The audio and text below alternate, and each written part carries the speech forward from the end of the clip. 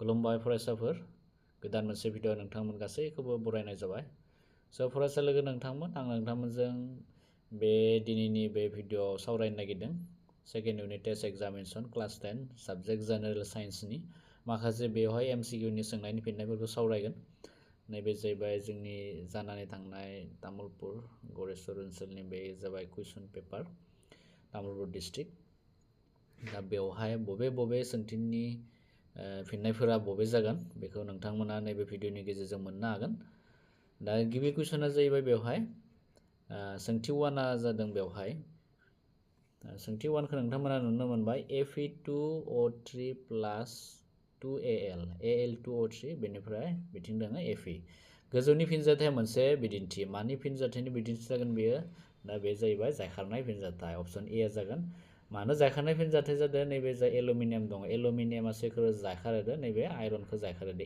Feखौ जायखारहोदो बेनिफ्राय बिथिं aluminium oxide सोमजिहोदो दा बेखायनो बेयो जाबाय जायखारनाय फिनजाथाय जागोन नैफान जायखारनाया मा जायो गुदि मुवाफोरनि होनाय लानाय बेबायदि आयनफोरनि सोलाय सोल' जायो दा बेवहाय आयननि सोलाय सोल' जायाखै अनलि नैबे एलुमिनियामा मा खालामदो Feखौ जायखारहोदो बेखायनो बे जाबाय जायखारनाय फिनजाथायनि बिदिन्थि जागोन अप्शन ए आ जागोन राइट एन्सार बेनिफ्राय नेक्स्ट कुइसन नाम्बार 2 सिंनि बबे रासायनारि फिनजाथाय नङा रासायनारि फिनजाथाय नङा ममनि खामनाया मोनसे रासायनारि फिनजाथायाव गोग्लैयो आदारनि दोगोनाबो रासायनारि फिनजाथायाव गोग्लैयो आदार बानायनायाबो मोनसे रासायनारि फिनजाथायाव गोग्लैयो बा रासायनारि फिनजाथाय नङि बेनि बिदिन्थिया जाहैबाय अप्शन बी दैनि खफ' जानाय बे जागोन बेनिफ्राय नेक्स्ट कुइसन नाम्बार 3 आव दङ गोजा लिटमासआ निला जादों बेनि pH माना जोङो मिथिगौदि गोजा लिटमास पेपारा निला गाब खालामो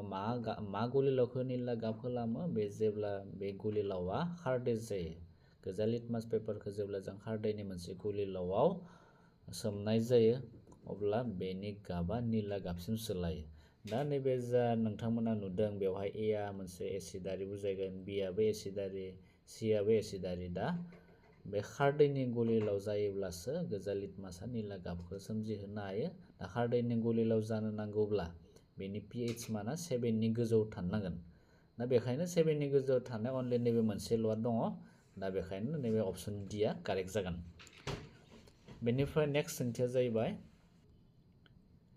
नेक्स्ट कुइसन नाम्बार 4 खौ नायदो नोंथांमोना कुइसन नाम्बार 4 आव मा दङ सिंनि माबे मोनसे मेग्नेसियाम अक्साइडनि संकेत माने फर्मुलाखौनो सोंदों नैबे गाहायनि बबे मोनसे जाबाय मेग्नेसियाम अक्साइडनि फर्मुला बे जाबाय option C MgO magnesium oxide बेनिफ्राय नेक्स्ट 5 नाम्बाराव दङ गाहायनि बबे एसिड धोरोमनि एसिडारि धोरोम दिन्थिनाय बेखौ सोंदों दा एसिडारि धोरोम दिन्थिनाय जाहैबाय नेमुनि बिदै माने कारजिनि बिदैखौनो बुंनाय जादों बेवहाय आरो गुबुनफोरा सुनैनि दैफोरा जाया एसिड होबथाग्रा बेबो जानाय नङा बेफोर खारदैयारि आखुनि दिन्थियो दा एसिड धोरोम गोनाङा जाबाय नेमुनि बिदैयानो जागोन अप्शन ए बेनिफ्राय नेक्स्ट कुइसन नाम्बार 6 कुइसन नाम्बार 6 आव दङ बेवहाय नैबे दा नोंथांमोना नैबे कुइसन नैबे रं जाना दङ नैबे CaOH नि उनाव मा जानो नांगौ नैबे OH नि उनाव बेवहाय 2 जानो नांगौ ब्रेकेटनि बाहेराव 2 जानो नांगोन नैयाव बाहेराव 2 जानो नांगौ जुदि बाहेराव 2 जायोब्लासो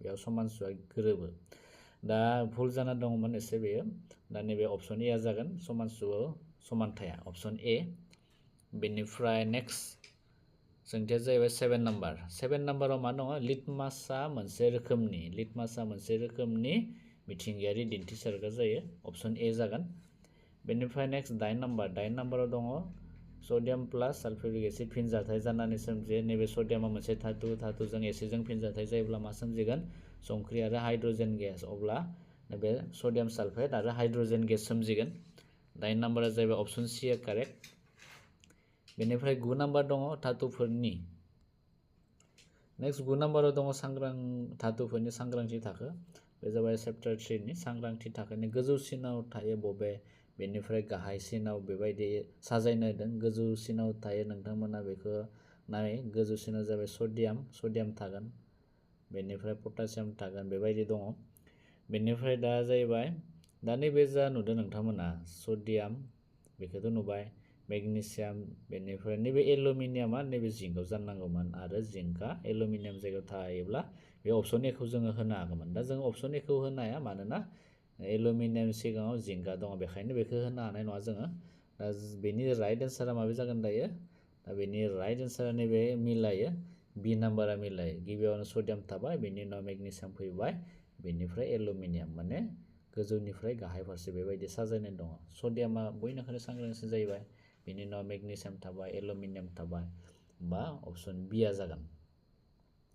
बेनिफ्राय नेक्स्ट नैबे फैबाय 10 नाम्बार कुइसन। केलसियाम, बेयाव CaOCl नि साधारन मुङा मा? बेयाव साधारन मुंखौ सोंदों। दा एक्सुअलि बे कुइसना एसे गोरोन्थि जानानै दङ। दा 10 नाम्बारा बे नैबे Cl2 नि सिङाव मा जानांगौ? बेवहाय 2 जानांगौ। Cl2 नि सिङाव 2, नैबे CaOCl2 बेबायदि जानांगौमोन। खौसेनि साधारन मुङा बे जायगोन नैबे केलसियाम अक्सिक्लाइड, बे जायगोन अपसन सिआ जागोन। बेनिफ्राय नेक्स्ट 11 नाम्बाराव दङ। 11 नाम्बारा जाहैबाय गाहायनि माबे रोखोमनि मुलिखौ दोगोन जायैखौ जाहोनो थाखाय बाहायो? बे जाहैबाय अपसन सि, एसिड होबथाग्रा। बेनिफ्राय नेक्स्ट 12 नाम्बाराव दङ। 12 नाम्बारा जाहैबाय बेवहाय ABCDE मोनबा गलिलाव होनाय जादों, pH मानफोरखौबो होनाय जादों। बेनिफ्राय माबे गलिलाव दद्रनाय लोगो लोगो जोङो नैबे सिखौ होनो हायो, जायनि pH माना 7 जायो, अब्ला बे गलिलाव मा जायो? दद्र जायो। अपसन 7 सिआ जागोन। बेनिफ्राय नेक्स्ट सोंथि 13 जाहैबाय धातुफोरा इलेक्ट्रन एंगारनानै दानाय आयना, इलेक्ट्रन एंगारनानै धातुफोरा मा सोमजियो? दाजाबथा आयन। फर एग्जाम्पल नाय नोंथांमोनानियाव सडियाम, सडियामा मोनसे धातु, सडियामा गावनिफ्राय मोनसे इलेक्ट्रन एंगारबाथाय मा जायो? बेबायदि मोनसे दाजाबथा आयन सोमजियो। दाजाबथा आयन नुब्ला नोंथांमोना मिथिनांगोन जे बे धातुफोरा मा खालामदों? गावनिफ्राय इलेक्ट्रनखौ एंगारदो। दा बे प्लास लिरनाय माने मा? सडियामा गावनिफ्राय मोनसे इलेक्ट्रनखौ एंगारनो हायो। माब्लाबा जोङो मा नुगोन?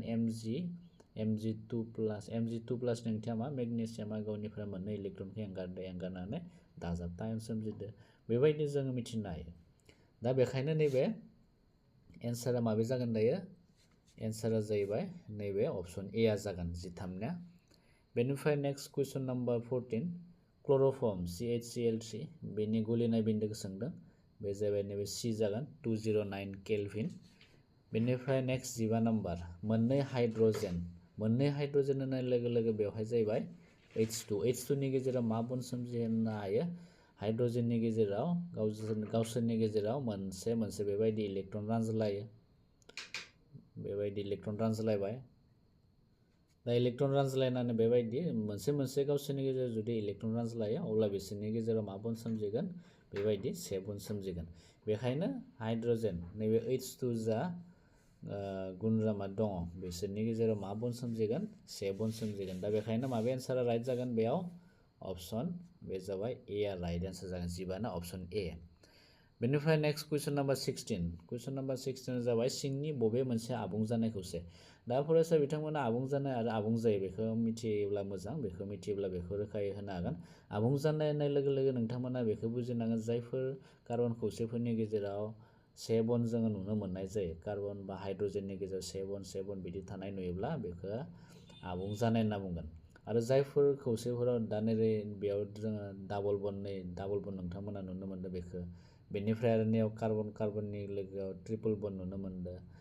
दा नैबेनि गेजेराव नैबे C6H6 बेबो मोनसे बेन्जिन रिंआव double bond single bond carbon खौसेफोरनि गेजेराव थायो। अब्ला जाय खौसेफोराव माने डाबल बन्ड, 2 बन्ड एबा 3 बन्ड नुयो, बेफोरो मालाबाबो आबुं जानाय जानो हाया, आबुं जायियाव गोग्लैयो बेफोरो। अब्ला आबुं जानाय खौसे होननाय लोगो लोगो जायफोर खौसेफोराव जोङो से बन्ड नुनो मोनगोन, बेफोरनो जाबाय आबुं जानाय। दा नैबे सोंथिनि जा राइट एन्सार बेयो जागोन नैबे अपसन ए। बेनिफ्राय नेक्स्ट 17 जाहैबाय। 17आ जाबाय नेक्स्टआव मा सोंदों बेवहाय? एलकहलनि गुदिथायनि संकेत, माने मावफुं गुदिथायनि बेयाव फर्मुलाखौ सोंदों। एलकहल होननाय लोगो लोगो बेनि मावफुं गुदिथायनि फर्मुलाया जाहैबाय अपसन बि, OH। आरो नैबे जाबाय अपसन एआथ' जाखाया, बे क्ल'र', बे Cl बे जाया। नैबे जाया बेनिफ्राय सिया जागोन बेवहाय सिया मानि बे मावफुं गुदिथाय फर्मुला बेखौ नोंथांमोना कमेन्ट सेक्सनाव कमेन्ट होनो हायो डिखौबो नोंथांमोना कमेन्ट्स खालामहरनो हायो मानि मावफुं गुदिथाय फर्मुला दा नैबे जा 17 नि राइट एन्सार बे जागोन अप्शन बी OH थानाया बेनिफ्राय एल्काइननि फर्मुलाया जाबाय 18 नाम्बार एल्काइननि फर्मुला एल्काइन एल्किन एल्केन बेबायदि जों मोनदो एल्काइननि फर्मुला होननाय लोगो लोगो नैबे सिया जागोन एल्काइनाव मोनबेसे बन्ड थायो कार्बन खौसेनि गेजेराव 3 बन्ड थायो बेनिफ्राय अप्शन ए आ जाहैबाय बेया जाबाय एल्केननि फर्मुला ओमफ्राय बी आ जाहैबाय एल्किननि फर्मुला दा याव एल्काइन सोंदों एल्काइन सोंनायनि थाखायनो अप्शन सी आ जागोन 18 ना अप्शन सी बेनिफ्राय नेक्स्ट 19 नाम्बाराव दङ प्रपेननि फोथा सावगारि प्रपेन होननाय लोगो लोगो कार्बना मोनथाम थायो नैफोरथ' जानो हाखाया नोंथांमोना मिथिखायो नै बेयाव कार्बन मोनसेल' बे जानो हाया नैयाव कार्बन मोनसेल' बेबो जानो हाया बेयाव कार्बन मोननै दोङो बे जानो हाया प्रपेन होननाय लोगो लोगो कार्बन मोनथाम जागोन आरो मोनफ्रोमबो नैबे कार्बनजों हाइड्रजेन हाइड्रजेन बेफोरबायदि हाइड्रजेन नांनानै थागोन आरो गावसोरनि गेजेराव मा जागोन मोनसे इलेक्ट्रन रानलायगोन बिसोरो नैबे हाइड्रजेना मोनसे होबाय कार्बनाबो हाइड्रजेननो मोनसे होबाय बिसोरनि गेजेराव 7 बन्ड आरो 7 बन्ड सोमजिगोन दा बेनि जा राइट एन्सार प्रपेननि फोथा सावगारिया जाहैबाय अप्शन डी आ जागोन आरो जोबथाया बेनिफ्राय नेक्स्ट 20 नाम्बार दङ नेक्स्ट कुइसन नम्बर 20 आ बेवहाय मोनथाम आरनि आबुं मुंखौ सोंदो दा बेवहाय मोनसे गिबि आरआ जाहैबाय रिडिउस जायो रिसाइकेल जायो आरो मोनसे जाबाय रिइउज होमबा अप्शन बी आनो जागोन बेनि राइट एन्सार अप्शन बी बेनिफ्राय नेक्स्ट नैबे 21 नि जा राइट एन्सार टावा बान्दोखौ खोथिदोंमोन बे जाबाय चेप्टार 16 निफ्राय फैदों बे अप्शन बी आ जागोन 1970 मायथाइयाव टावा बान्दोखौ खोथिदोंमोन बेनिफ्राय नेक्स्ट 22 नि जा राइट एन्सार बे जाबाय बांकौटे मावथांखिखौ माब्ला गायसननाय जादोंमोन बे जाबाय 1985 मायथाइयाव अप्शन ए बेनिफ्राय नेक्स्ट 23 आव दङ खमसिन सांग्रां धातु मोननाया जाबाय दा सांग्रांथि थाखोखौ नोंथांमोना बेखौ गोसोआव लाखिथार सांग्रांथि थाखोनि मोनसे टेबल दङ चेप्टार 3 आव दा बेखौ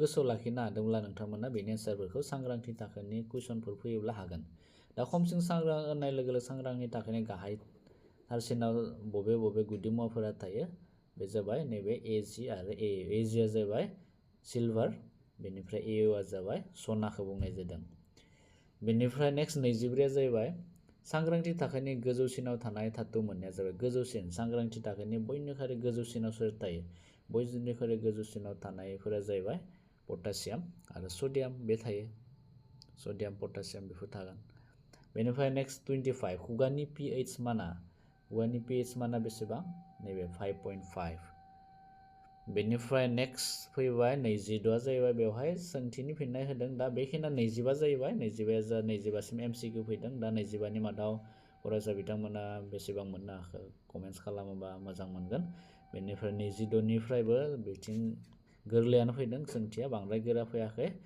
दा बेखिनियानोमोन बेफोर सोंथिखौ सावरायथ'लिया 26 27 28 29 30 बेफोरखौ सावरायथ'लिया दा MCQखौ आं नोंथांमोननो होनाय जाबाय बबे राइट एन्सार दा साबेसे फरायसा बेसेबां मोननो हाखो 25 नि मादाव नोंथांमोना कमेन्ट्स खालामहरनो हायो कमेन्ट्स खालामब्ला जोंबो गोजोननाय मोनो आरो भिडिअखौ मोजां मोनोब्ला अन्नानै लाइक खालाम लोगोफोरनो शेयार खालाम उननि गोदान मोनसे भिडिअ नोंथांमोन गासैखौबो लोगो मोनगोन थेंक इउ फर वाचिं